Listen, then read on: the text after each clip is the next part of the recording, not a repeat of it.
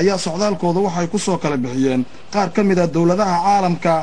xildhibaanadan iyaguna dib ugu soo laabtay magaalada Muqdisho ee caasimadda Soomaaliya ayaa waxay ku soo beegmaysaa xilli muddooyinkii la soo dhaafay xubnaha ka tirsan baarlamaanka ee ku sugnaa magaalada Nairobi ee dalkaasi Kenya ay sheegeen in ay markaasi dib ugu laaban karin magaalada Muqdisho arrimo la xiriira dhinaca ammaanka, xilli ay xaruntii hore ee gaadiidka ee baarlamaanka Soomaaliya ay dib ugu soo guureen xarun cusub oo laga sameeyey gudaha wasaaradda garsoorka iyo cadaaladda, halkaasoo maalmihii la soo dhaafay baarlamaanka Soomaaliya ay cod aqlabiyad ah ku diideen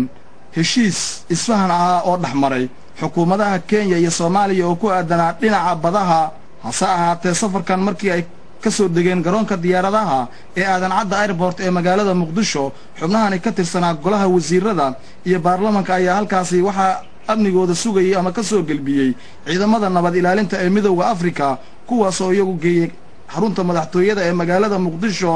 mana jirta ilaa haatan xubno ka tirsan golaha wasiirada iyo baarlamaanka oo saxaafadda kala hadlay safarkoodan dib ay ugu soo laabteen magaalada Muqdisho. Xuseen Nuur Geesay, telefishinka